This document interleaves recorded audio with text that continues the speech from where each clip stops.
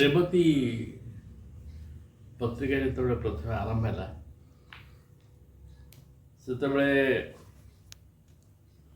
ମୋର କଳ୍ପନାରେ ବି ନଥିଲା ଯେ ଏ ଭିତରେ ରେବତୀ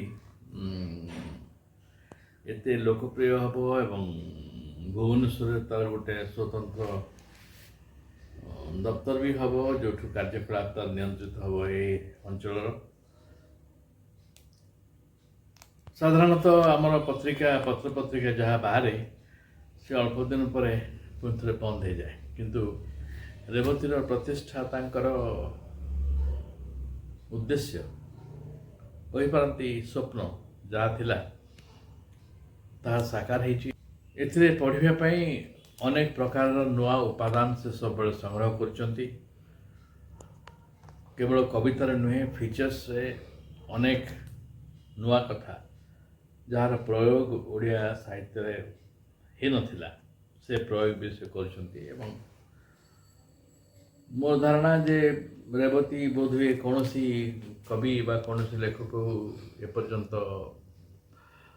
ନଜରଅନ୍ଦାଜ କରିନି, ସମସ୍ତଙ୍କୁ ଗୁରୁତ୍ୱ ଦେଇକି ପତ୍ରିକାଟିକୁ ସର୍ବତୋମୁଖୀ କରିବାର ପ୍ରୟାସରେ ଅଛି। ତା ସହିତ ଏ ପତ୍ରିକାର ଲୋକପ୍ରିୟତା, ୟାର quality of production, quality of editing ଦେଖିଲା ପରେ ମୋର ବିଶ୍ୱାସ ହେଉଛି ଯେ ଓଡ଼ିଶାରେ ଗୋଟାଏ ପତ୍ରିକା ଅନ୍ତତଃ ତିଆରି ହେଇପାରିବ ଯେଉଁ ପତ୍ରିକା କେବଳ ତଟୀୟ ଓଡ଼ିଶା ବା ଆଞ୍ଚଳିକ ସ୍ତରରେ ପ୍ରଚାରିତ ନ ହେଇକିରି ସମଗ୍ର ଓଡ଼ିଶା ପାଇଁ ଗୋଟେ ମାନକ ପ୍ରତିଷ୍ଠିତ କରିବ। ମାନକ ପ୍ରତିଷ୍ଠିତ କରିବାର ଅର୍ଥ ହେଉଛି ଯେ ରେବତୀ ଭଳି ଗୋଟେ ପତ୍ରିକା ମନେ କରନ୍ତୁ 1,00,000 କପି ଛପା ହୁଅନ୍ତା ପ୍ରତି ମାସରେ, ତାହେଲେ ବୋଧେ ମୋ ସୁଖର ସୀମା ରହନ୍ତା ନାହିଁ। କିନ୍ତୁ ଆମ ପାଖରେ ସତ କହିବାକୁ ଗଲେ ନିୟମିତ ମାସିକ ପତ୍ରିକା ମଧ୍ୟ ଖୁବ୍ ବେଶୀ ନାହିଁ।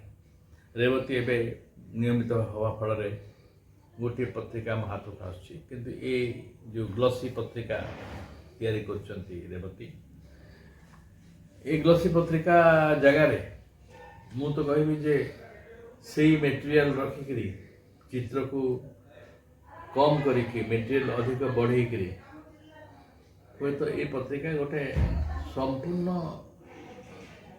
ଲୋକାଭିମୁଖୀ ପତ୍ରିକା ହେଇକି ବାହାରିପାରନ୍ତା, ଯାହା ରାଜ୍ୟର କୋଣ ଅନୁକୋଣରେ ପ୍ରବେଶ କରନ୍ତା ଏବଂ ସମସ୍ତେ ତାକୁ ପଢ଼ନ୍ତେ। କାରଣ ଗୋଟେ ପତ୍ରିକାର ଆରମ୍ଭରେ ଆକର୍ଷିତ କରିବା ପାଇଁ ଗୋଟେ ଗ୍ଲସି ହୁଏତ ଦରକାର ହେଇପାରେ, ବା ଗ୍ଲସିର ଆବଶ୍ୟକତା ହୁଏ ଯେତେବେଳେ ଗୋଟେ ପାରିବାରିକ ଦୃଷ୍ଟିକୋଣରୁ ତାକୁ ସୁନ୍ଦର କରାଯାଏ, ଚିତ୍ର ଗୁଡ଼ାକ ଉପରେ ଅଧିକ ଗୁରୁତ୍ୱ ଦିଆଯାଏ। କିନ୍ତୁ ପାଠ ୟା ଦେହରେ ଏତେ ସୁନ୍ଦର ଅଛି ଯେ ଚିତ୍ର ବହୁତ ବେଶୀ ଗୁରୁତ୍ୱପୂର୍ଣ୍ଣ ନୁହେଁ ବୋଲି ମୋର ମନେ ହୁଏ। କିନ୍ତୁ ଇଏ ଗୋଟେ ନିଆରା ଢଙ୍ଗର କବି ପତ୍ରିକା ଏବଂ ଇଏ ତା ନିଜ ଦମରେ ଚାଲିବ। ମୁଁ କହିବାର ଉଦ୍ଦେଶ୍ୟ ନୁହେଁ ଯେ ଏ ପତ୍ରିକା ଏତିକିରେ ରହିଯିବ। ଏ ପତ୍ରିକା ଏଇଭଳି ହେଇକି ଯଦି ଲକ୍ଷ୍ୟରେ ପହଞ୍ଚେ ତାହେଲେ ମୋଠୁ ଆହୁରି ଅଧିକ ଖୁସି ହେବି ଯେ ଏଇଭଳି ଗୋଟେ ପତ୍ରିକା ଆମର ସମ୍ଭବ ହେଇପାରିଲା ବୋଲି। ରେବତୀ ନିୟମିତ ହେବ, ରେବତୀ ଲକ୍ଷାଧିକ ସଂଖ୍ୟାରେ ପ୍ରସାରିତ ହେବ ଏବଂ ରେବତୀ ଶେଷ ପର୍ଯ୍ୟନ୍ତ ପତ୍ରିକାର ଅନନ୍ତ ଭବିଷ୍ୟତ କାମନା କଲାବେଳେ କହୁଛି ଶେଷ ପର୍ଯ୍ୟନ୍ତ, ଏଥିପାଇଁ ଯେ ସମୟ ଯେହେତୁ ସବୁ ଲୋକ ପାଇଁ ସୀମିତ, ଶେଷ ପର୍ଯ୍ୟନ୍ତ ରେବତୀ ତାର ସମ୍ପାଦକୀୟ ଗୁଣ ଓ ମର୍ଯ୍ୟାଦା ବଜାୟ ରଖିବ।